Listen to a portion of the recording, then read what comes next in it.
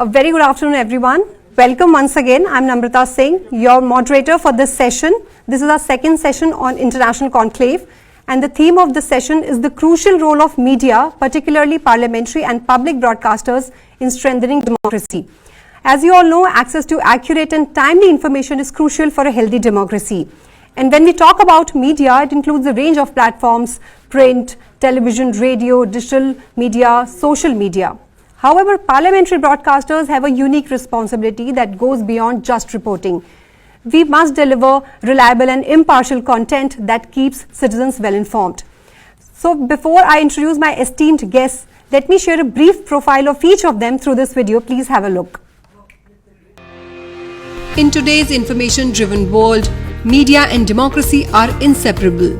Each relies on the other to thrive. A free and independent press is essential for a healthy democracy in order to foster open dialogue, provide accurate information, and empower citizens to make informed choices. As misinformation becomes an increasing threat to governance, the role of media, especially parliamentary channels, is more crucial than ever. These channels have a unique responsibility to deliver factual, unbiased coverage of legislative actions, promote transparency, and hold elected officials accountable. By bridging the gap between citizens and their representatives, they foster trust and deepen public engagement. The media is essential to democracy in that it connects people to reliable information so they can understand and participate in their democracy. Today, we gather to explore the essential role of parliamentary and public broadcasters in strengthening democratic systems across the globe. Our esteemed panelists, leaders from some of the world's top public broadcasters, bring valuable perspectives on how the media can uphold and support democracy. Emmanuel KESSLER, Chairman and CEO of France's Parliamentary TV channel, LCP Assemblée nationale. Emmanuel has over 30 years of media experience and held roles across various news organizations, including leading French parliamentary channels to provide transparent access to parliamentary proceedings. He was also former CEO, editor-in-chief, and presenter of Public Senate, another parliamentary channel. Emmanuel KESSLER has also authored several books. Hilary O'Neill is Executive News Editor for Politics at BBC News. With over 30 years in the media, Hilary has rich experience covering both national and political news, having shaped flagship programs like Question Time and led political coverage that keeps the UK public informed. Nomsa Chabeli is Group CEO of the South African Broadcasting Corporation. Nomsa brings over 2 decades of expertise in media and communications, overseeing the public broadcaster's mission to connect South African citizens with crucial parliamentary content, fostering a deeper understanding of government processes. Together, our panelists represent a unique aspect of the media's role in democracy, helping citizens stay connected to their governments in an era where access to clear, thoughtful information is more important than ever.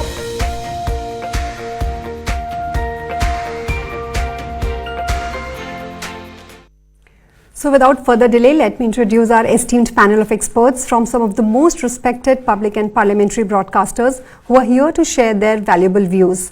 First, we have Mr. Emmanuel KESSLER. He's Chairman and CEO of France's Parliamentary TV channel, LCP Assemblée nationale. Welcome, Mr. KESSLER. Pleasure to have you here. Thank you for joining us. Our second guest is Ms. Hilary O'Neill. She is Executive News Editor for Politics at BBC News. Welcome, Ms. Neil. Glad to have you here. Thank you for joining us. Very nice to be here. Thank you. Joining us next is Ms. Nomsa Chabeli. She is Group CEO of South Africa's public broadcaster, the South African Broadcasting Corporation. Welcome, Ms. Chabeli. Thank you for taking our time to join us here on Sansad TV. Thank you for the invitation. I'm also joined by CEO Sansad TV, Mr. Rajit Punhani. Welcome, sir. Thank you. Thank you. I would also like to extend my gratitude to our audience, both in person as well as virtual, for being here today. Mr. KESSLER, allow me to begin the discussion with you. And given that you too are a parliamentary broadcasters like us, as we all know that media and democracy are closely interconnected, as media is often referred to as the fourth pillar of democracy. From your perspective, how important is the role of parliamentary media in fostering an informed society that upholds democratic values? Okay, thank you. I'm very happy to be here. Just a technical point. We see on the screen a very big screen. It's just written Sansad Television, and we have now the image of the people who is speaking. But I don't know why. So I'm very happy to be with you. As you said, I am chairman of LCP, Assemblée nationale. LCP, it means la chaîne parlementaire. As you said, there is a particular specificity of the French parliamentary channels, which is quite original, because there are two channels. Because, you know, as a reality, there is a bicameralism system in France. And almost 25 years ago, the parliament decided to create a channel called La Chaîne Parlementaire with two program societies. One depends from Assemblée nationale, LCP, Assemblée nationale. One depends from Senate, Public Sénat. And they work together. They share in French we said la TNT, the channel on television which is broadcast for everybody and free access. It is the channel number 13 in France. It exists from 2005. And we share this channel 12 hours each at different time. For example, LCP broadcasts in the evening at 8:30, 7:30, and after at 10 o'clock in the evening, it's Public Senate, and it changes every day, every part of the day. So it's a little complicated, but the most important, it's due to the bicameralism. Wow. But the important thing is that we work very well together. For example, there are sometimes important debates, sometimes in the Senate, because it is budget or very important text of law, and sometimes it is in the Assemblée nationale. And we can change the hours in the day to allow our telespectateurs, people to view the program in live. Wow. So we have a dialogue every time with the other channel. That was a way of introducing, just a technical point, but it's important because it's a specificity of the French channel. We are public channels. We are on est financé. We have a public budget from the public financing from for us. It's from Assemblée nationale, but we work as a private company because the journalists have contract like in traditional, like in other medias. Especially that it is a point an important point towards the question you ask, because the status of the channel is part of his editorial independence, which is very important. Right. Because to the public, we are not the communication department of Assemblée nationale. There is a communication department of Assemblée nationale. We have very close relations with it because it's very healthy to organize our own programs, but we are independent, and there are real journalists and real teams with a private contract. It's not state, they are not state paid, they are paid by the chain, because it's the first point of independence, and independence is the condition of credibility of the channel. Wow. The specificity of the French parliamentary channel, it's true for Public Sénat. I was CEO of Public Sénat between 2015 and 2021. So I know the two channels. It's the first time. Right. But the specificity is that we have a very large bouquet, very large offer of programs. Of course, I mentioned a moment ago the heart of our programs, which is strictly parliamentary.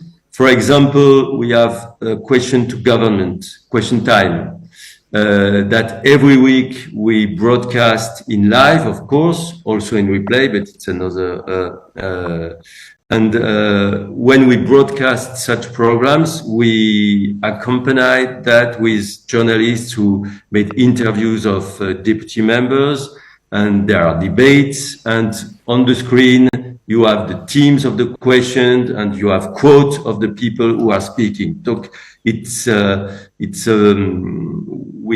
we want to have values more than only the broadcasting of the questions. And we also do that for important project laws in the Assemblée nationale, or hearings, which the public like very much. But the specificity, and that is that, especially because we have a role for democracy and educational, and educate public to politics and to institutions, we have also a lot of programs, magazines about society's questions, issues. We have every day a documentary about politics, historical, geopolitical matters. And after the documentaries, every time there is a debate, documentary lasts about 55 minutes, an hour, and a debate for half an hour, because we have a role to have to have a very constructive debate in the French democracy.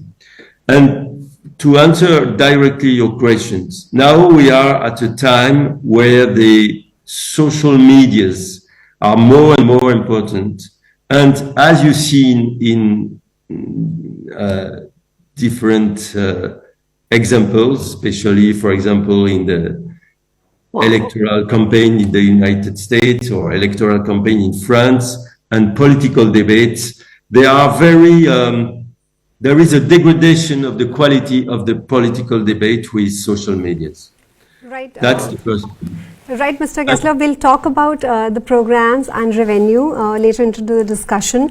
Let me bring in Ms. Neil into the discussion. And Ms. Neil, having been associated with the world's oldest national public broadcaster for over 30 years, you have witnessed the transition from radio, television and social media. So in your opinion, how has this shift impacted the role of public broadcasters? Ms. Neil? Kindly unmute yourself.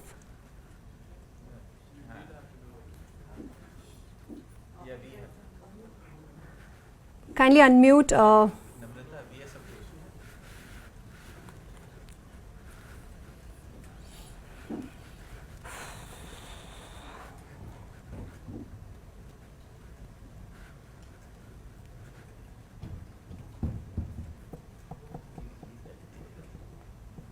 C'est super dur de faire un débat.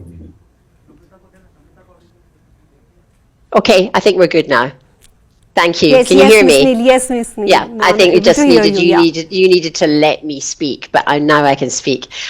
Yeah, I mean, enormous changes over the past 30 years, same as I'm sure that Emmanuel has seen himself and all of us. You know, when I started in broadcasting, there were no mobile phones, makes me feel so old. There was no internet, there was no 24-hour news cycle.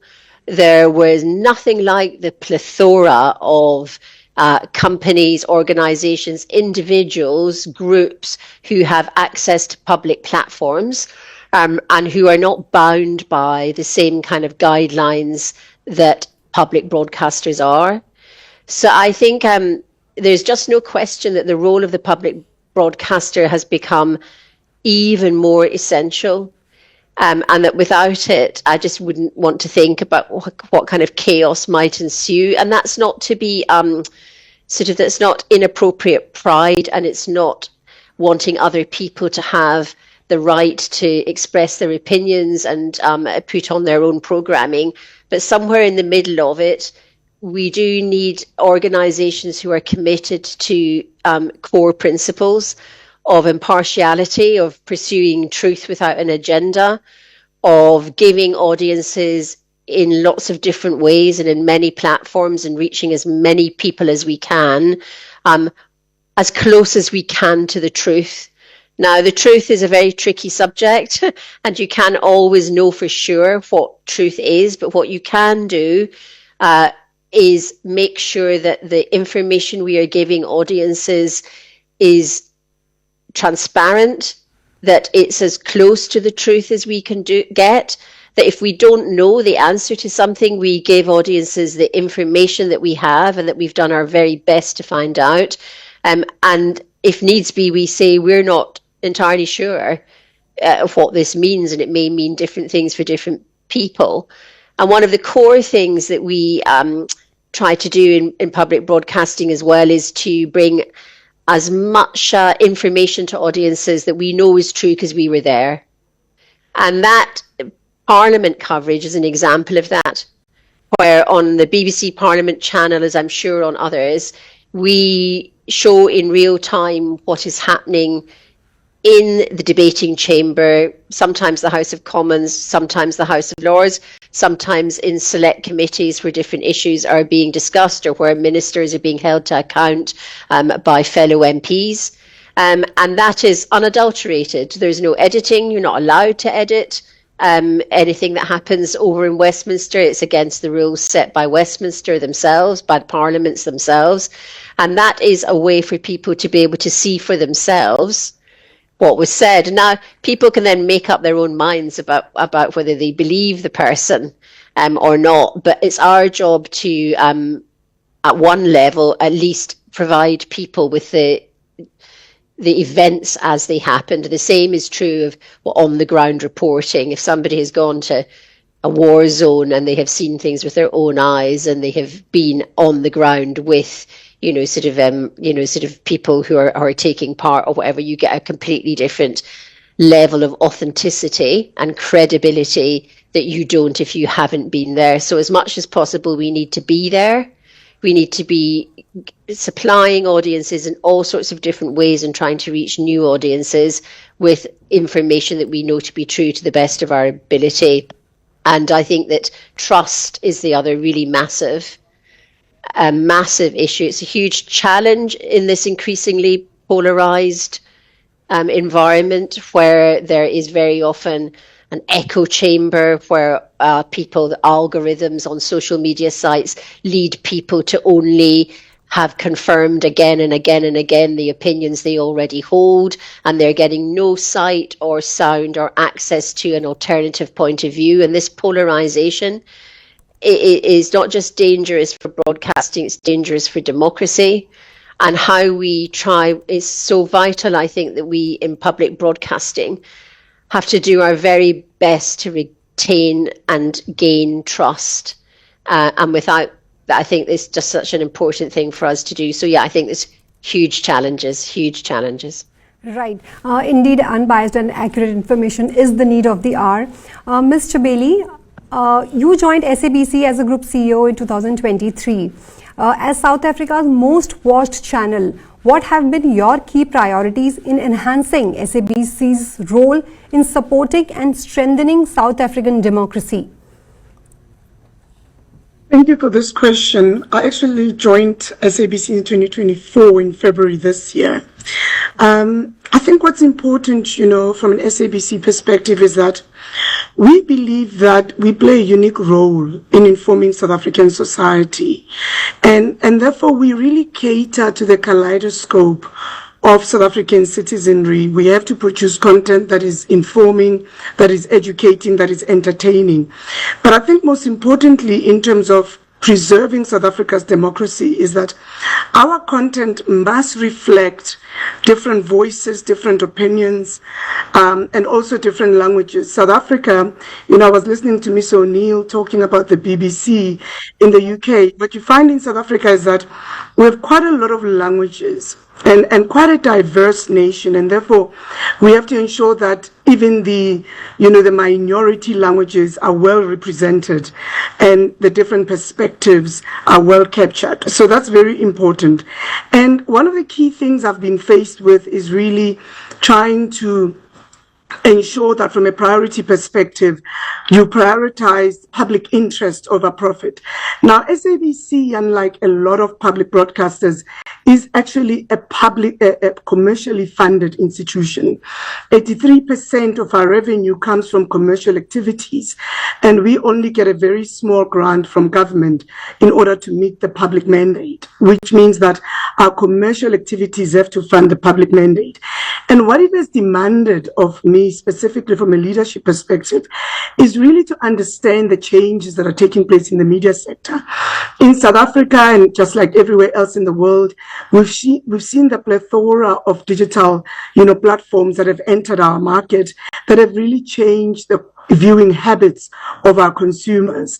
But what we've had to be very careful about is to ensure that we remain relevant. So one of the key things that we've done is that we now have an OTT streaming platform, which is the fastest growing streaming platform in South Africa, where South Africans really rely on SABC for information, for entertainment. But I think what's important as well is that we are seen as a trustworthy information platform. From a news perspective, if you look at our parliamentary coverage, you do have your social media, which is probably the first place where news breaks to a certain extent, because that's at the palm of everybody's hand.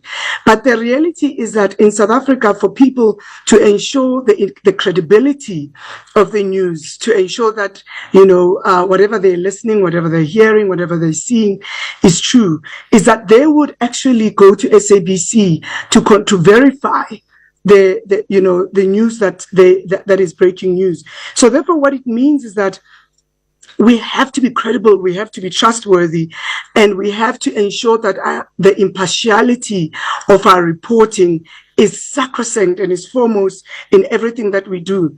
So we play a very massive role in combating misinformation and ensuring that we preserve South Africa's democracy and we empower our citizens to make an informed democratic choice, always ensuring that it's across the plethora of multi-platform, channels that we've got. So from an SABC perspective, we have 18 radio stations in South Africa. We've got 5 TV channels, and we really have to ensure that the representation does take place. And we also, I think what's important is that we place importance in quality journalism. So we really invest in quality journalism and ensure that our in-depth investigative journalism and our reporting is of a very good quality and upholds our standards, which is critical. And in South Africa, and I'm certain that my colleagues have the same, whereby, there are policies and regulations in which they operate, and the citizenry is empowered to ensure that they hold us to account. So there's quite a lot that is happening at the moment, but just at a high level, that is what one has had had to deal with, but most importantly, ensuring the relevance and ensuring that you are not losing audiences to new platforms, that you are catering to the needs of the diverse audiences. South Africa has a median age of 27, meaning the majority of South Africans are below the age of 27 years old. Jesus. And what it means is that you must stay relevant to them. And that is something that we've worked very hard to ensure that SABC still plays a major role in South Africa's media environment, but in the democracy as well. Thanks. Right. My next question is to Mr. Punhani. Sir, you know, parliamentary broadcasters have a unique responsibility of giving a reliable and unbiased news and information. So what do you think, how essential is the role of media in this parliamentary democracy? Thank you for this question. We show live telecast of our proceedings, so this is as per the directions of the presiding officer. We follow the proceedings as the memorandum of business is on. And at the beginning, we also give an overview of what business is going to happen, and at the end of the day, we show the question hour, the highlights of the question hour, highlights of the House. We do not do any live telecast of committee proceedings, and I'd like the views of our fellow panelists on this. But we do give a summary of the committee reports and of various bills and acts that are debated in Parliament. Besides that, we put all our programs, which are some are Parliament based, some are to do with national security, international affairs, and we put them all on YouTube and social media. So we get an idea of our viewership from that. So I would also like to learn from the other panelists how they are using social media, because social media nowadays is the most viewed and important, as I think Hilary was mentioning, is most important right now, and also affects the discourse, political discourse of the country. So I would like to get the views of fellow panelists. There's no doubt that Parliament TV has its importance, because we show the public has a chance to see what their elected representatives are debating about, what legislation is taking place, and what is the political discourse in the country. Okay. So, Mr. KESSLER, as we were talking about social media, so how, according to you, can parliamentary channels remain relevant and effectively engage in today's fast-paced social media-driven audience? Okay, we have a very strong strategy about social medias. It's a way for us to increase our audience to younger people, because as you said precedently, there are less people in front of television, especially the young people. And so we have started with, for example, the social media, Twitter. At that time it was Twitter, now it's X, and there is a debate about a question to know if the medias should continue to publish on X, but it's another question. So, but it's at the moment, it's a very strong way to us to publish usually small parts of our programs and of the debates of the Assemblée nationale, and we have 600, more than 600,000 followers on X. Okay, and now we noticed that after television, a second channel is the YouTube channel.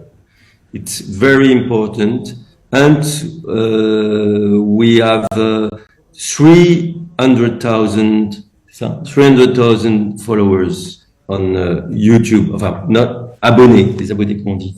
Followers on YouTube, but sometimes much more people than watch a program. And especially for important parliamentary moments, there is really an interest to go to the LCP YouTube channel to watch it. Even if other channels, for example, a news channel, broadcast some parliamentary content, there is now what I call the LCP reflex to people who say, I'm sure that if I go to the LCP channel, and especially the YouTube channel, I have the real presentation of the facts of what is happening in the parliament, in the Chambre des députés. And it's very important. So we can criticize some comment on dit des dérives? Merci. Some bad quality of debate on social media. We are, as you are, we worry about that, but it's not a reason to, of course, to abandon, to give up, to not, but it's necessary to be present on social media with our specificity, with our ethic, with our principle of credible information, because it's in that place that the public is, and we have the constatation that there are people who inform themselves with the social media and want good information. I'm sorry because my English is very... No, it's perfectly fine. So. Voilà. But I think that you understand what I mean. So yeah. The social media strategy is very important. We are very conscious of the problems of the social medias in the democratic debate, but I'm thinking that we have to invest the social medias to return themselves from their bad tendencies. Okay. Ms. Neil, you know, parliamentary channels are tasked with fostering informed debates and highlighting parliamentary work. But in this age of social media and rapid content consumption, how can these channels stay relevant and effectively engage audience? If I'm honest, I don't really know that the core coverage that the channels do is going to be able to do that. You know, a full-length debate or a select committee hearing is not going to run, you know, go gangbusters on TikTok. So I think what it is, it's about taking the things that happen and turning them into formats and sort of ways of delivery that engage people who are already looking at social media. I would say that as well as the social media, the other thing that we found attracts huge numbers is online, especially on the website live pages, which are consumed by millions of people. If there's a big debate or a big parliamentary moment or just some huge political story that's happening, the same with any other issue, the website will set up a live page so that people can find out in real time, you know, what's happening, what the latest thing is. And that's everything from, you know, what somebody's just said to a little bit of colour or to sense of atmosphere or information coming in from different sources from all over, and you get this lovely sort of picture with all the correspondence and different people feeding in and a sense of really being there. And we know, you know, to Nomsa's point about it's in the palm of your hand, that in the morning or whenever people wake up, for, you know, the thing you reach for the phone and you click on it to see what's happening, and online is a big driver for us of audiences and a very successful for political stories. But I think that you know, the audiences are not high for people who sit and watch Parliament in real time or committees. What they do is they provide a service and a bedrock, and it's very important that we are able to offer that. Where a lot of the information gets picked up is on the programmes that then use the information, whether that's news bulletins or out of this Westminster newsroom that I work in, as well as BBC Parliament. There are live programmes both on television and radio that are just all about politics and have a lot of politicians on them, and very often use clips and exchanges, not just, of course, from Westminster, but from Holyrood in Scotland, from the Senedd in Wales, and from Stormont in Northern Ireland, because, of course, we have 4 parliaments in this country. And so that's another way of getting to audiences, and not so many are watching the whole debate unless it's something they're very interested in. But it's using that, and we also have a daily radio digest of what has happened in Parliament that day and the day before, which is listened to on Radio 4 and Radio 4 Extra. So yeah, we have to use everything at the moment, don't we, to try to reach different people, everything from traditional television and radio news bulletins to programmes and to social media. Absolutely, absolutely. Ms. Chabeli, so with your experience of more than 20 years in media, what are your views on evolution of the role of public broadcasters in response to the rise of digital platforms and social media? What do you see as the future format for public broadcasting? So, can you hear me? Yes. Can you hear me, sir? Yes, Ms. Chabeli, please go ahead. I do think that the future of public broadcasting in terms of role in society, that will never change, in terms of us being really responsible for informing society and ensuring that people have the type of information required to make informed decisions about their lives. But I do believe that with the changes in terms of consumption platforms when it comes to the future of broadcasting, and obviously the advent of digital transformation, it requires public broadcasters to also transform and ensure that they remain relevant. I think with the, we've seen the expansion of digital presence, and what's important in that is that when it comes to content distribution, we are seeing online platforms play a very bigger role. Both my colleagues have spoken to that. Ms. O'Neill spoke about, for example, their websites. In South Africa, we're seeing a much more bigger role of social media, where real engagement takes place in real time. So traditionally, you've got the broadcast, where it's a one-sided affair with us delivering the news bulletin. But we are seeing more and more people wanting two-way engagement, whereby when there's breaking news, when you want to really have a real view of how the citizenry reacts or is feeling about what has been broadcast, or what is happening in Parliament or anywhere else for that matter, we find that online platforms play a very big role in that. And we find that social media channels and the whole advent of streaming has become very, very important. I think also what's important about this is that it really allows us as broadcasters to reach younger, tech-savvy audiences, which we would otherwise not reach if our focus was just simply on linear broadcasting, which has been the traditional way that we followed. We find that multi-platform content has become very, very important. When we recently had our elections, the whole issue of augmented reality and artificial intelligence played a massive role in how we delivered the elections, because, in terms of your graphics, etc., you were able in real time to announce your elections. And South Africa, like I was saying, we divided into provinces, we divided across different languages.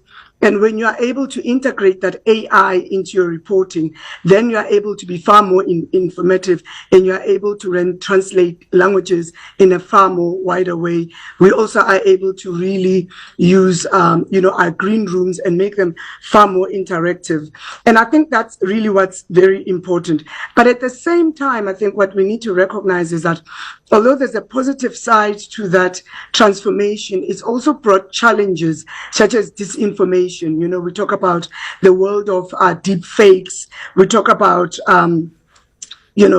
content that is unverified. One of the things that public broadcasters pride themselves in is the fact that we've got multiple ways of verifying sources to ensure that whatever we broadcast is actually accurate, is that the public can trust that we bring is true. But we found that at the same time we have a reliance on social media, and we take cognizance of the role that it plays in society, but it's presented us with those challenges whether what you are seeing, what you are watching is indeed true. So, and then the other important thing is the advent of personalization. It's not spray and pray anymore.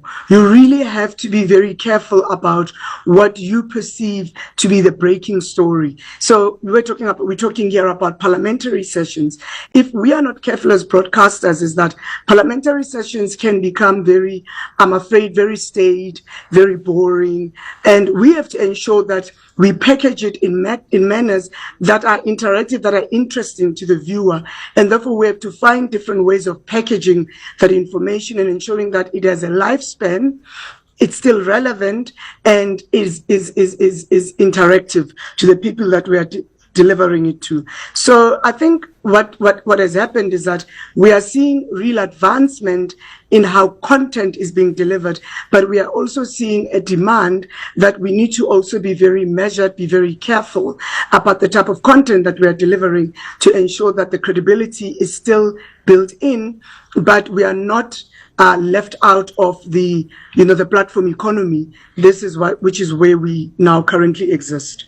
Absolutely. And as news consumption rapidly shifts to digital platforms, the media landscape has undergone significant transformation. In today's social media driven world where content reigns supreme, misinformation is also widespread, as Ms. Chabeli mentioned about misinformation, deep fake, AI technologies that bring both opportunities as well as challenges. And ensuring that content authenticity becomes more crucial than ever. Mr. KESSLER, deep fakes, what can journalists or broadcasters do to ensure responsible reporting to avoid fueling division and misinformation? And is AI an opportunity occurs for democratic media, according to you?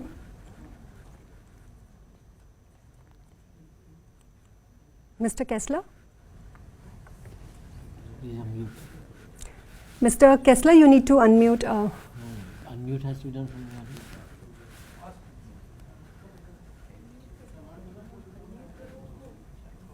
Can you hear me? No. Thank you. That's okay. Okay. You hear me? Okay. Thank you very much. Apologies for that. I must say that there is a permanent vigilance about fake news, deep fake. It's part from the NDA at the end. Yes. NDA principles of the journalism in, I believe, every parliamentary channel, because we are in the heart of the political matter. So we can't afford providing fake news because it would be part of the political crisis. Well, if we are a part of the solution, we must be very, very careful about the quality of the information. What is so that's why we have really, probably as you have, a team of journalists which are very, very close to the parliament activities. They speak every day to the parliament members, member of the Chambre des députés, deputy MP's chambers, and they have personal contact with them. They also speak to the administration of Assemblée nationale to know exactly what is happening, particularly at the moment, because the political life in France is absolutely confused at the moment because there is no majority, and everything it changes and it's very complicated. And so we need to have a very professional and passionate journalist team. That's the case, that's the fact, to be sure that every news we broadcast, every information is really true and can be understood by the public. It's important because we say, I spoke about LCP reflex, trust of the public, and we have, it's necessary to us to be very conqueror with with of parliamentary and political matters, but also also to be very careful regards with news channels that are everywhere in time, une course au temps, they are okay. I just said it other, and we want to have good news about Parliament and political matters. If it takes sometimes a little more time that in news channel generalists, for example, in France, we have BFM TV, which is like CNN in the United States. It's okay, because sometimes it's necessary to take a little time to be sure that the information is not a fake news. Right. As Mr. KESSLER mentioned, that every info should be true, what we put it in public domain. Ms. Thiel, with so much unauthenticated information available online, what role does media platforms and big tech companies play in stopping misinformation and protecting democracy? That's quite a big question. I don't really want to answer for big tech companies, except that the more that legislators can do to try and hold them to account, the better, because I think there's no question that they're not maybe meeting the standards that those of us on this call would like.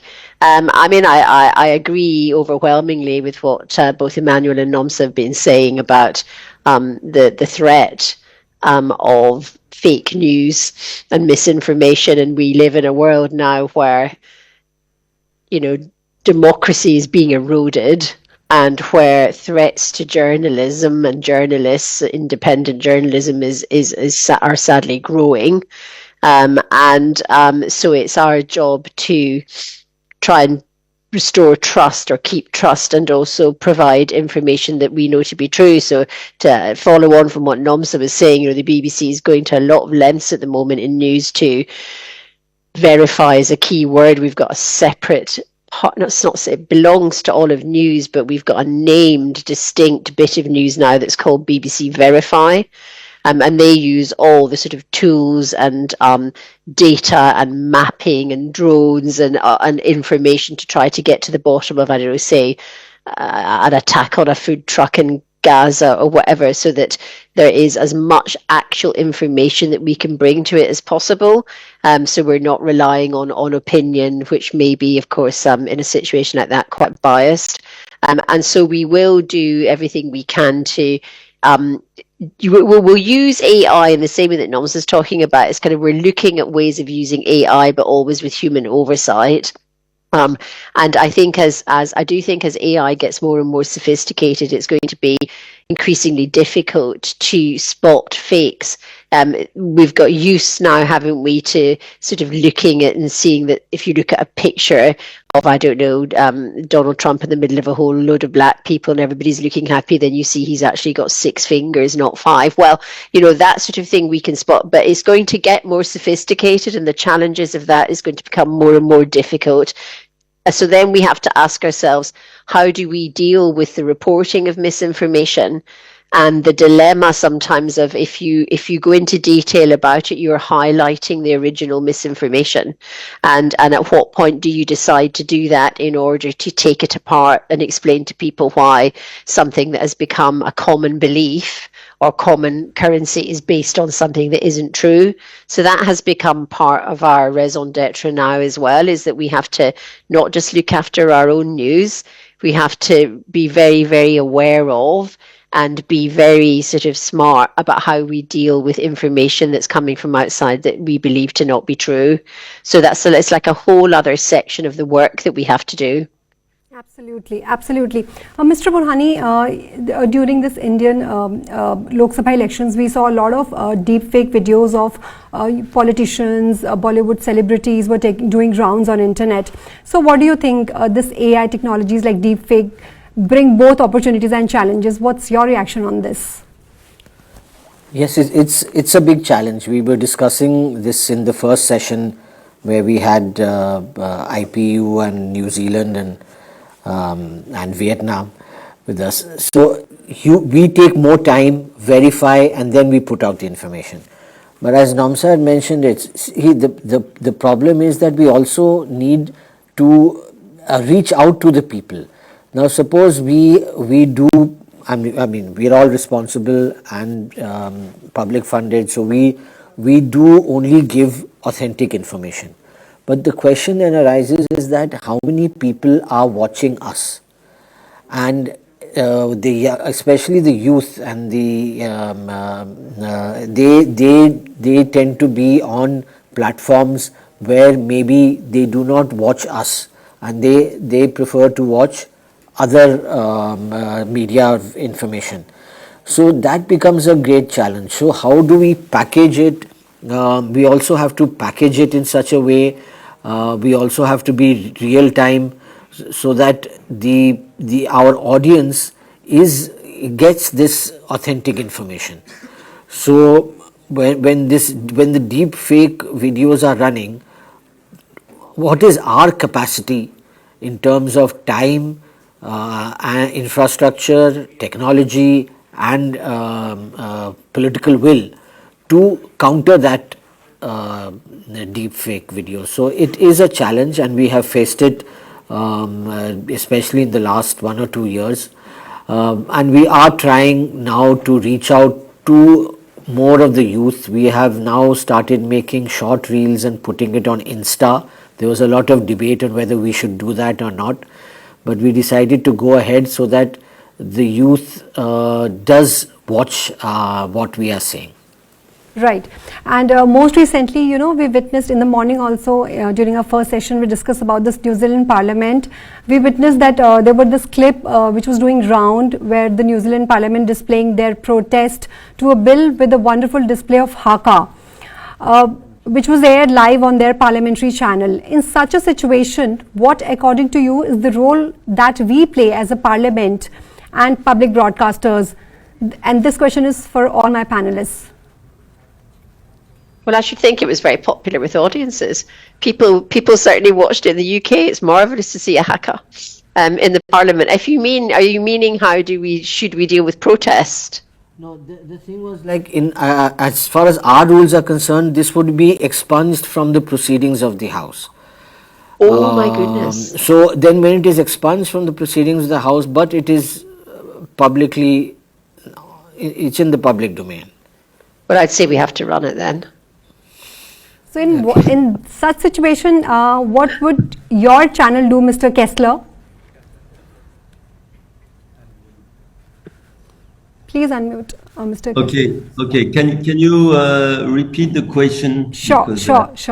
So most recently, we witnessed the opposition of New Zealand Parliament displaying their protest to a bill with a wonderful display of haka, which was aired live on their parliamentary channel. We saw clips on social media doing rounds. So in such a situation, what according to you is the role that we play as a parliament and public broadcaster? And what do you think? What would your channel have done in such a situation? Because we can't show. So did you get my question? I didn't understand exactly what you mean. I don't know what the French word for haka is. Oh, it's a dance.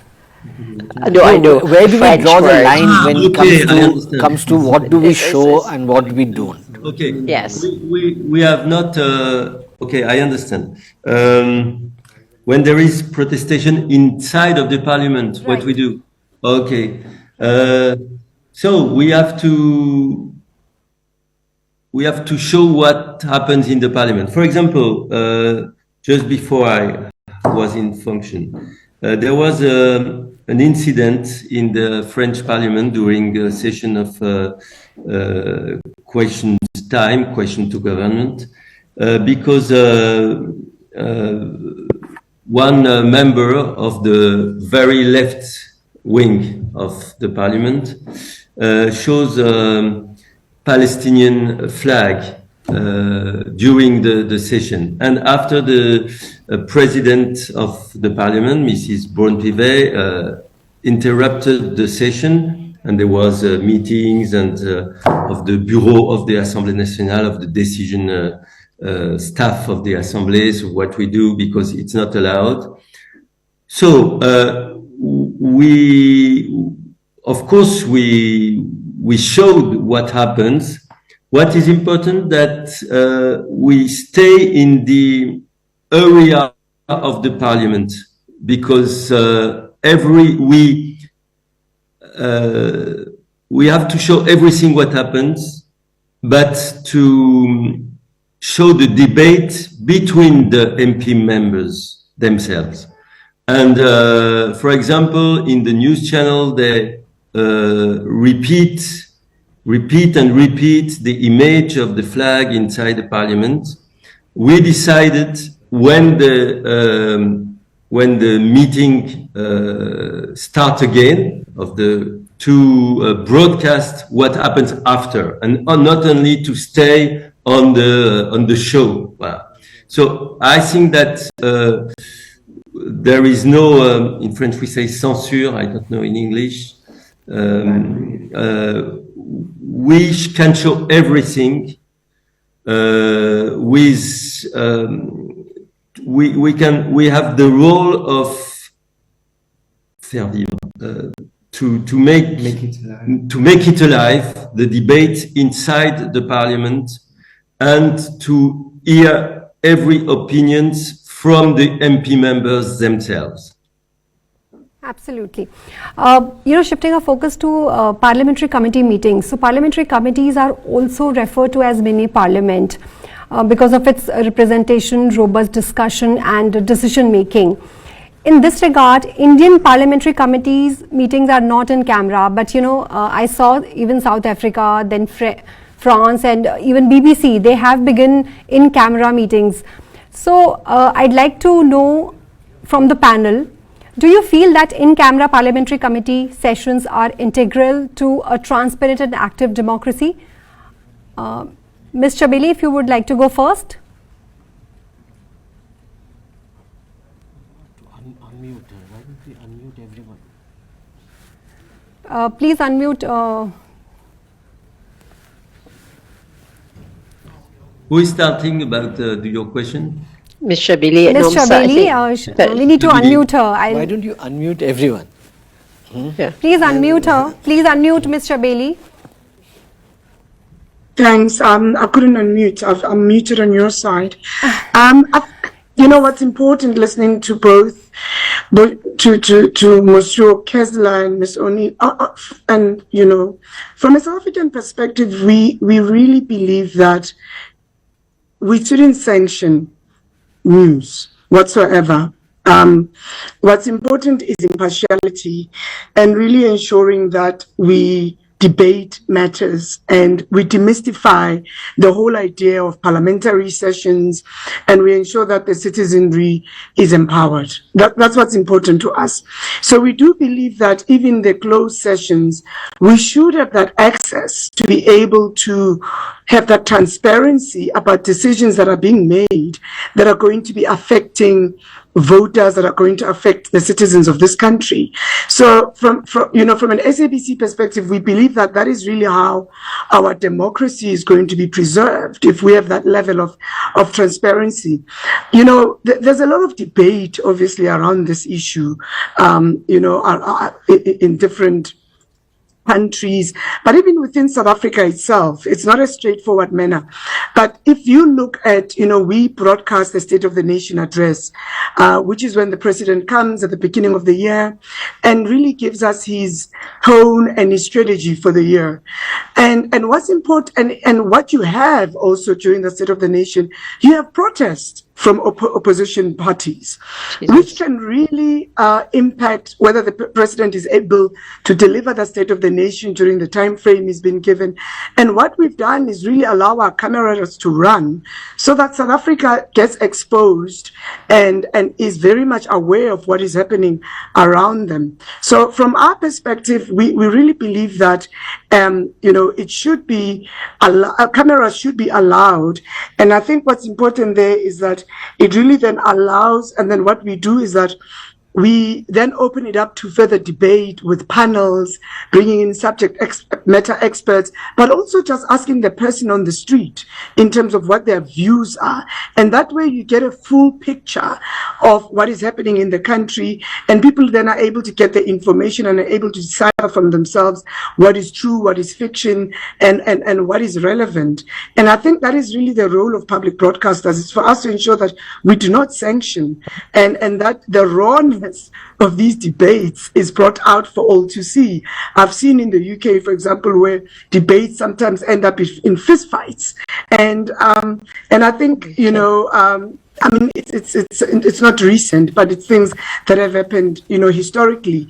But I think in South Africa as well is that we really take it out there. We actually package it. We put it out on social media, and we allow South Africans to really interrogate it and debate it and ensure that they don't feel that we are keeping information away from the public, which is very, very important for a democracy, especially a fledgling democracy such as ourselves. Thanks. Absolutely. Ms. Neil, you would want to go next? I can't think of fist fights. I think certainly in America and other places I've seen people fighting in the chamber. I can't think of an example in the last few decades of that in the UK, but I might have missed one. On this question of select committees and so forth, I mean, they've been open to cameras for a long time now. That's not a new development. I think it's essential. Very often, that is where you see the real holding to account of government or ministers, when there is a group of MPs from all different parties as part of a committee sitting and having the time to really scrutinise and probe and ask supplementary questions and yet another question and another to get to the bottom of things that everybody's been trying to get the information for ages.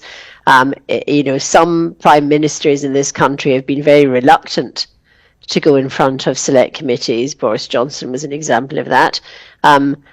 Others have been fine about it, but it's because if you have there's something about the one-to-one and the fact that there's not the same theatre of Parliament and there's not the same rules and there's more time that is given in a session, and the person who's being questioned sort of can't get away as easily, to put it bluntly. And sometimes that does turn into extraordinary theatre, actually, and at the very least quite often the yielding of information that people have been reluctant to give. So I think it's an essential bit of the makeup of the work the House does, because the main chambers of the House only make up a relatively small amount of all the work that goes on, and we hear from parliamentarians quite often who complain that we don't do enough coverage of all the things that aren't seen, especially actually the good work that parliamentarians do. We're always kind of having a go, and they say, do you know what, there's lots of us who are doing a lot of really trying to make things better, and we're working across all the different parties, and we're trying together to solve important things, and we don't really get the credit for that, because instead we have the theatrics of Prime Minister's questions or a exciting moment in Parliament, and the same thing in select committees. So I think the more we can get across presenting to audiences the whole range of what happens in Parliament, but also I do think that committees sometimes are the most revealing, can be the most revealing bits and give us real information in a way that main parliamentary debates don't always. Okay, so Mr. KESSLER, do you feel that in-camera parliamentary committee sessions are integral to transparent and active democracy? Because I saw that on the LCP website that you show in committee meetings as in camera. I say, Hilary, now in the Assemblée nationale, there are cameras automatical cameras, automatically for every committees and select committees too, apart from, for example, defense secret matters, or when there is a select committee, one session could be without cameras if there is special things. For example, there was a committee, select committees about sexual violences and some matters about children, but it's exception usually now. And it was a part of the fight of the parliamentary channels in the 20s, in the beginning of the parliamentary channels. The CEOs of the channels fight very, very offensively, strong, to say to the political people, it's absolutely necessary to open committees to cameras, because it's, as you said precedently, a way of transparency and a way to associate the citizen to what is the real work of the parliament, because the work is seen as more efficient in the committees than in the hemicycle, you know. And so I must say that best audiences are select committees, sessions. For example, as I said, someone about because they are society matters about sexual violence. And recently there was a select committee about the future of television and the independence of television channels, and the big boss, the big chairman or chairwoman, but most often still men, the big boss of the big French private channel went to testimony in front of the committee, and it was the best audiences for the year of the LCP channel. So it's absolutely necessary to have cameras in the committees, and now the politics have ils ont compris, understood that fact, and it's a very good way to associate citizens to the political activity and to recreate link, because it's a moment, it's usually moment of truth more than the game of the hemicycle. Absolutely. Mr. Punhani, what do you think? What's your take on this, in this regard, that Indian Parliament committee meetings are not in camera? There's a view, I don't know if my fellow panelists would agree. There is a counter view which says that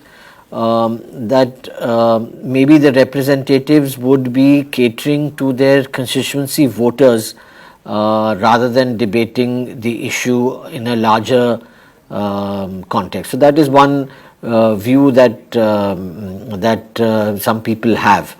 But yes, it definitely does lead to more transparency, and it also helps in accountability.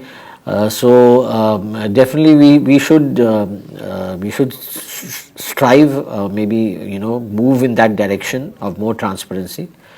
And at the same time, we have, like I think most parliaments do have, and most, as Emmanuel had said, there will be certain exceptions in terms of national security and certain sensitive topics. But otherwise, we should strive for more transparency. Right. And financial stability of any organization is of paramount importance. While many of us are publicly funded entities, may not be in the TRP race or viewership number race, but we are committed to ensuring sustainable revenue generation for the organization. Ms. Chabeli, SABC's revenue is primarily driven by advertising and sponsorships, with additional funds generated through TV licenses. According to you, is content key to attract the right audience and drive advertising revenue? Definitely. It's what I call the virtuous cycle. The reality is content brings in audiences, and audiences bring in advertisers, because at the end of the day, advertisers are buying audiences. So content plays a very, very big role in competing, especially in a commercial environment, and ensuring that you are able to attract the right audiences that advertisers can buy into. But unfortunately, for us, content also happens to be one of the most expensive cost lines for any broadcast organization. And it's become quite competitive to actually get the right content, especially with the advent of streaming platforms. We are all now competing for the same content to a certain extent, bar obviously the news side of things, because a lot of the streaming platforms are not, investing in news. But what we find that balance is very critical. And from an SABC perspective, because we don't get that financial assistance from the fiscus, we only get 4% of our revenue in the form of a government grant. So we tend to be limited in how much content we can commission or how much content we can acquire from a global perspective. But content still remains king, and content still remains what brings audiences in, irrespective of the platform in which you are operating in. Absolutely. Content still remains the king. Ms. Neil, BBC Parliament is publicly funded. How is your revenue generation structured, and does the structure impact the manner in which you cover sensitive issues? Sorry, is that to me? Yes, yes. Oh, yeah. Well, it shouldn't and doesn't have any impact on how we cover things. It's we are funded, and we get we're sort of, there's a charter that we follow that's a royal charter, and we get money from the license fee payer, but the license fee is set by the government, and also there is a funding review that happens. There's a lot of impact, especially on our world coverage. But as others have already said in this meeting, it is absolutely our coverage is impartial and objective, and there have been examples where even perception of being too close to government has brought, for example, we lost a chairman of the BBC a year or two ago, about a year ago, Richard Sharp, because he had been in talks with Boris Johnson. He knew Boris Johnson, but also there was some suggestion that they'd been involved in a finance deal. I don't mean anything dodgy. It's more that the closeness and the sort of the fact that he was so supported by the government at the time to be the chairman. Although the chairman is a sort of ordinary position, it's not an editorial one, but all the same, in the end, the perception that he was sort of too close to the government of the time meant in the end he had to leave. And we now have a new chairman, Samir Shah. So it does create sometimes an issue of certainly, public perception that the BBC sort of belongs to the government of the time, although that tends, I think, to veer more towards sort of a conservative perceived power rather than a Labour one. But the truth of the matter is that when it comes down to business and in terms of all the both parliamentary and general news output that we do, there is no connection between that and the journalism that we deliver. All right. Mr. Kessler, your channel is also, I presume, publicly funded, right? Does this influence your editorial independence when it comes to handling sensitive issues? Okay, so the most of our channel is public money finance. It's a part of the budget of the Assemblée nationale, the same for Public Sénat.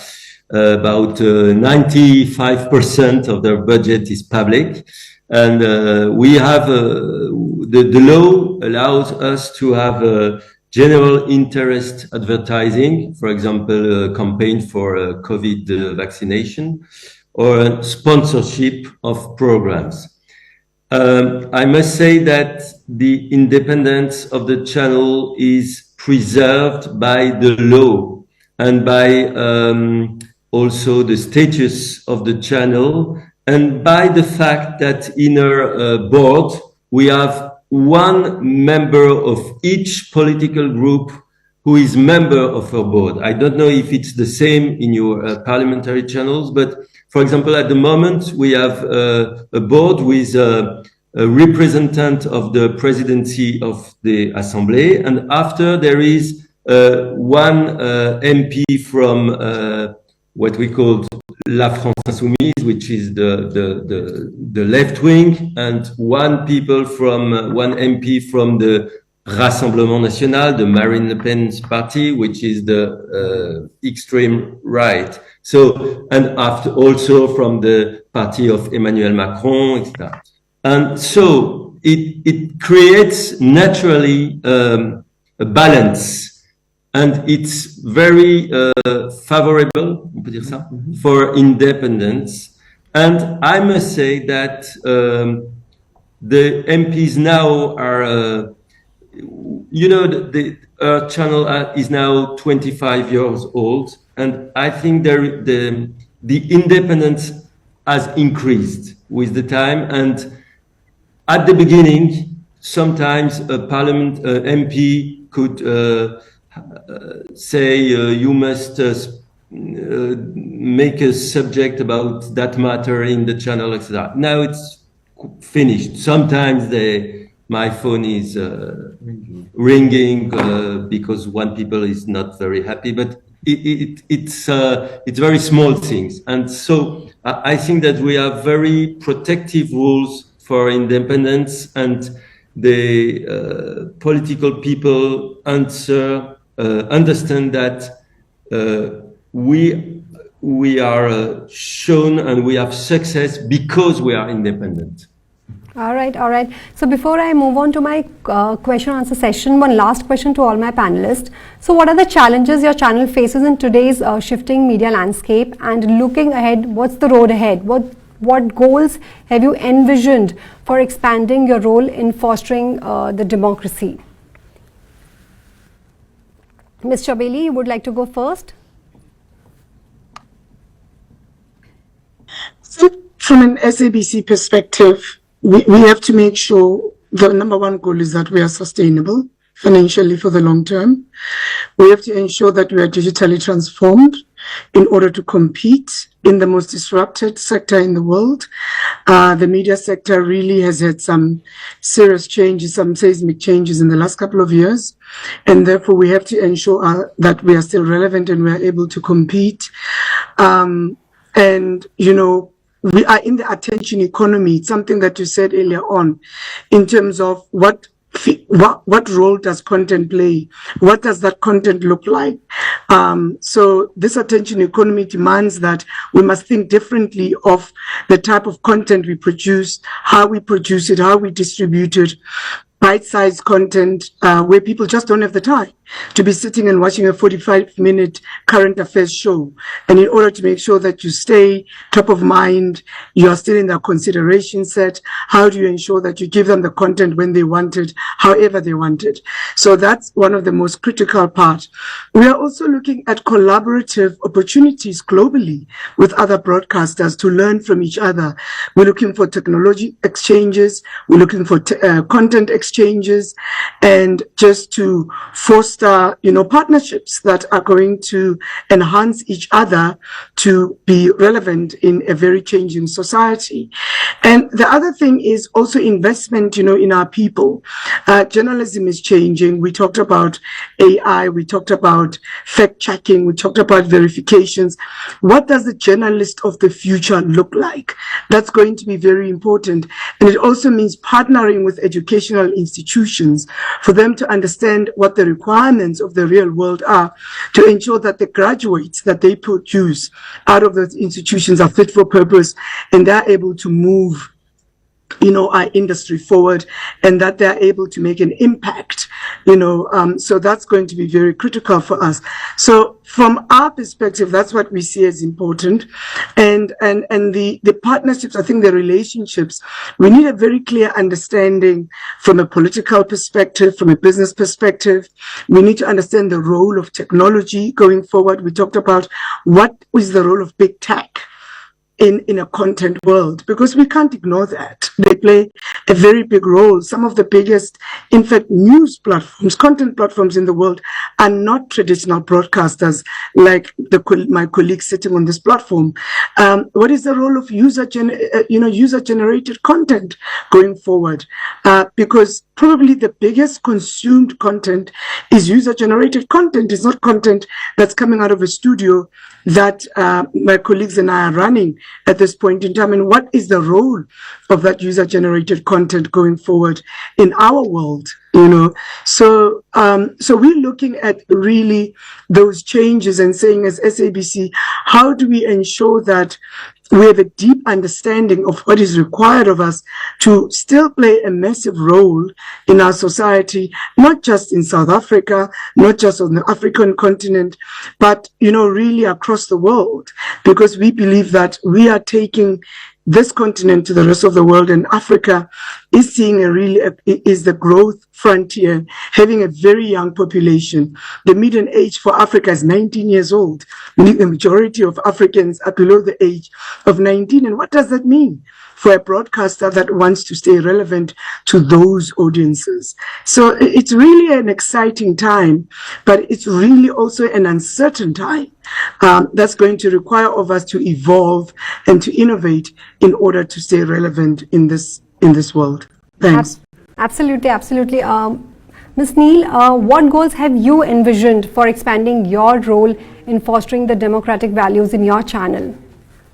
Yeah, I'd go probably beyond the channel. I'll keep it brief because I agree with everything that Nomsa said. I know we have very different countries and populations and needs and languages, but the core points that she has made, I would echo 100%. I do think what the BBC is also trying to do is just,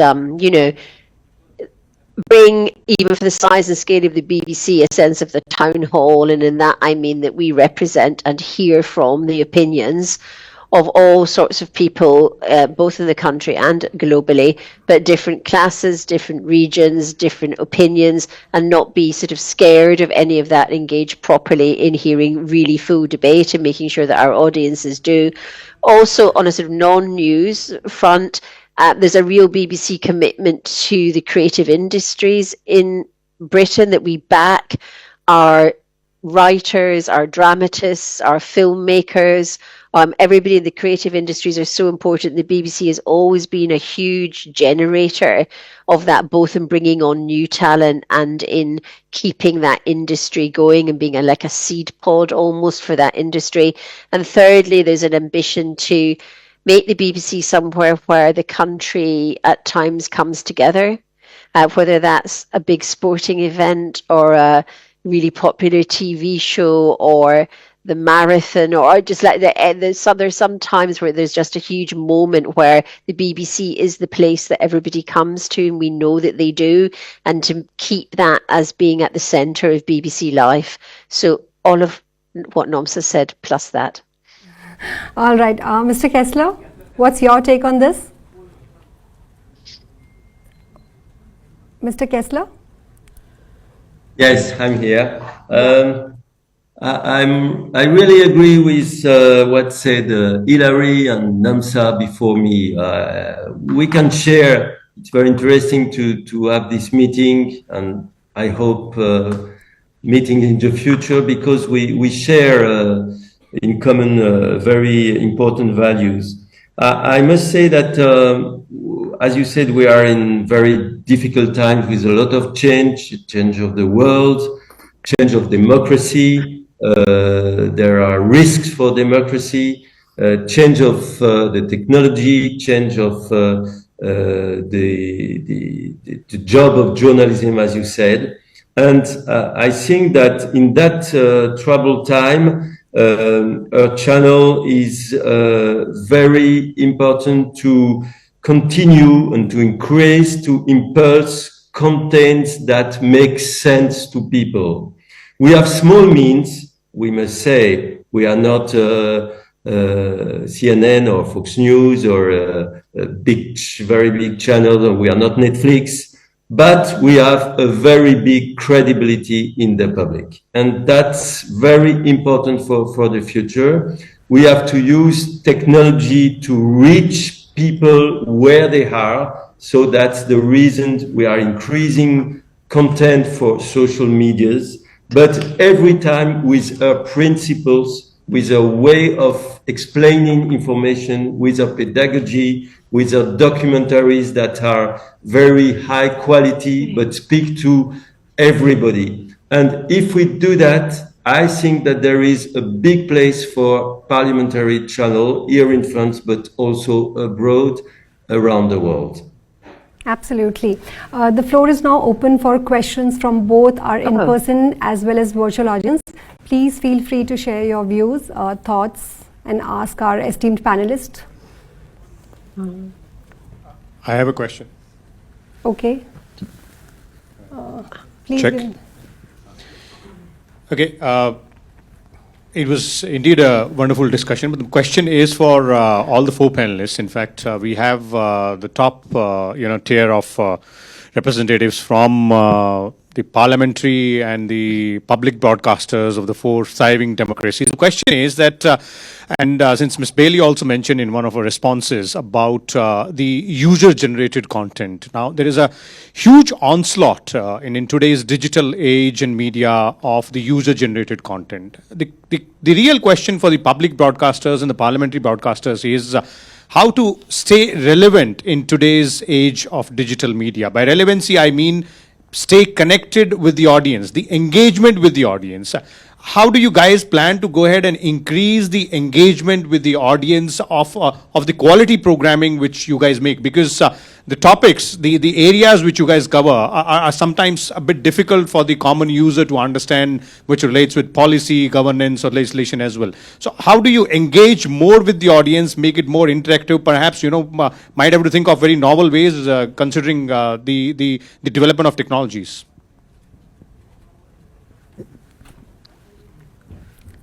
Okay, Mr. KESSLER, you would like to go first to answer. Please unmute Mr. KESSLER. Demuted. Yeah. Do you want me to go first whilst that's being sorted? Yes. Sorry, but I hope that you get that sorted. I would say I think what we found on all of our outlets, actually, the traditional ones and social media and online, is that by far the best way of relating parliamentary information to people is by involving people themselves. That the more we humanize the story, the more audiences will pay attention. So I'll give an example. It's not a parliamentary one, but there was a story that we had on the website quite a while ago that was about the number of the very slow rate of small, so-called small crimes being solved by the police. And there was really strong data. It was really good information, but nobody was reading it.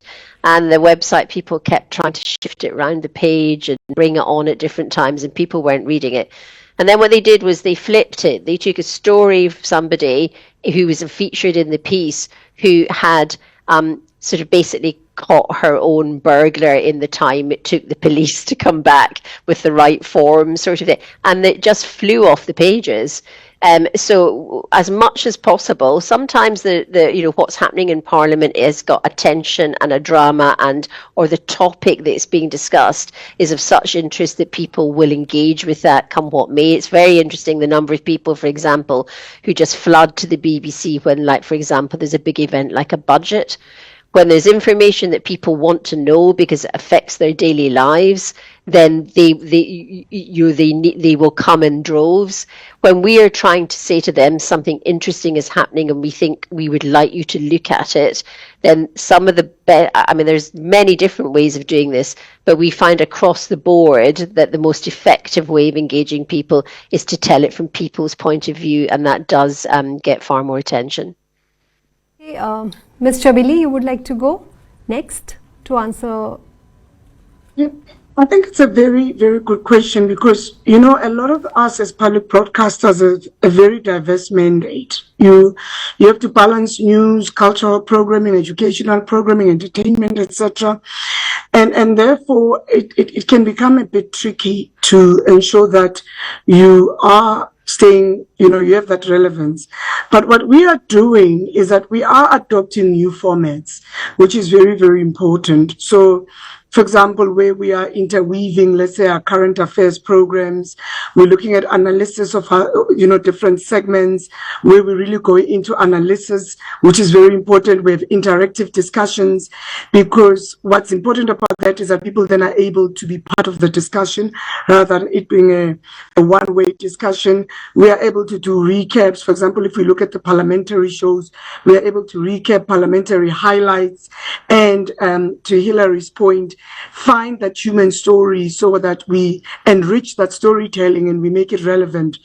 And we are able to take, for example, a policy discussion and we say, what does it really mean in real life, which is what is important. And you are able to translate it so that the person sitting at home is able to say, oh, okay, then I see how this is important in my life. And it's not just a piece of legislation that they don't know what to do with. So, and obviously ensuring that this content is available across different platforms. One of the key things SABC has been at pains to do is increase our digital footprint, because digital is really a growing platform for us. So we're really increasing that digital footprint and ensuring that whatever it is that we produce, we think mobile first as well. Will it work on a mobile on a mobile platform to ensure that you gain that reach and you gain that frequency? So we've started thinking differently, and it's not just about that linear thinking. We've started thinking in an omni-channel world, what does it look like on this platform, on that platform, and what does it look like for that segment of society and that segment of society? So that's what is demanded of us, to ensure that we stay relevant. Thank you. All right. Anyone else? Good afternoon, everyone. My name is Tina. Thank you to all the panelists for making such meaningful interventions about how to strengthen democracies through broadcasting, and especially in context of the challenges that each one of us face. I'd like to ask all three of you about how in future we can collaborate further in sharing the best practices, in sharing solutions to challenges particularly related to digital transformation, the challenges that we face with regard to AI. A lot of the parliaments have begun to use AI, but we have all discussed how it